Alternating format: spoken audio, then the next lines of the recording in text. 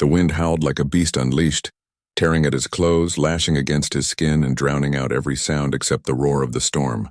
Lightning split the sky in jagged scars, thunder rolled like cannon fire across the earth, and sheets of rain hammered down with merciless force. To step outside in that moment was madness. To walk into it alone was something beyond courage.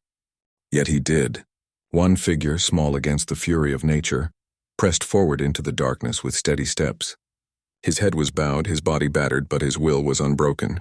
Those who saw him from the safety of shelter would never forget the sight. And years later, when the story of his journey was told and retold, it was remembered not for the storm itself, but for the man who dared to walk into it, and for how history never forgot his name. Before we continue, if you believe in kindness, second chances, and the power of untold heroes, please like this video, share it, and subscribe to Legends of History. Your support keeps these powerful stories alive. His name was Elias Marlowe, and he was no stranger to storms. Born in a small coastal town where the sea shaped every life, Elias grew up with the sound of crashing waves as his lullaby, and the sight of storm clouds as familiar as family. His father was a fisherman who taught him to respect the ocean, to never underestimate its power, but also to never turn away from its challenge. From a young age, Elias learned that storms could take everything: a catch, a boat, a life. Yet he also learned that storms revealed who truly had the strength to endure. By the time he was a young man, Elias had faced more hardship than many men twice his age. The Great Depression had stripped his family of stability.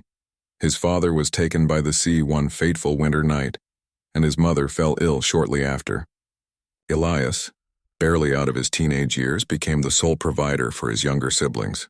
He worked on docks, he mended nets, he braved seas that even seasoned sailors avoided, all to keep food on their table and hope in their hearts. But survival came at a price.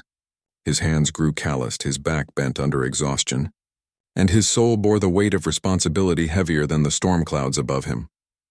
Yet it was during the war that Elias's name would be etched into history.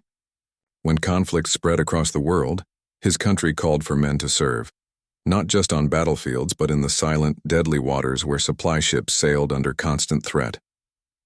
Elias enlisted in the merchant fleet, a civilian in uniform, ferrying vital supplies through seas haunted by submarines and storms alike. Many looked down on merchant sailors, considering them less than soldiers, but Elias knew better. He knew that every crate of food, every barrel of fuel, every round of ammunition carried across those waters meant life for the men fighting at the front. One night, his convoy sailed into a storm unlike any other. Waves towered like mountains, winds screamed like banshees, and rain lashed with blinding force.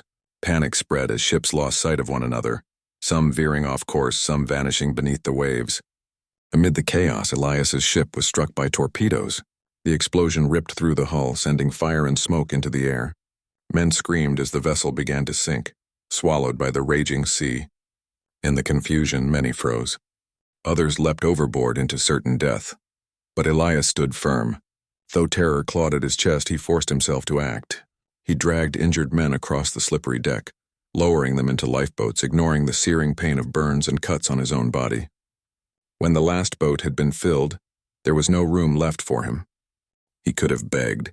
He could have pushed his way in, but Elias only gave a nod, shoved the boat into the waves, and turned back toward the ship breaking apart behind him. What he did next became legend. Instead of saving himself, Elias, strapped on a lifeline, braced against the storm, and walked back into the inferno of the sinking vessel to free those still trapped below deck. Alone in the heart of chaos, he wrenched open jammed doors, carried men on his shoulders, and fought against the rising floodwaters. Witnesses later swore they saw him again and again, emerging with another man in his arms, then vanishing back into the smoke and fire. He saved dozens that night, but Elias never returned from his final trip below. The ship gave one last groan before the sea swallowed it whole. The storm raged on, the waves closed over him, and the man who had given everything was gone.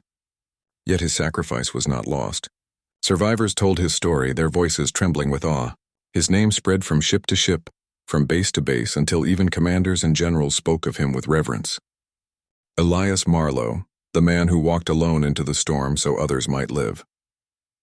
Years later, a statue was raised in his hometown. It did not show him with weapons or medals, but simply as he was remembered.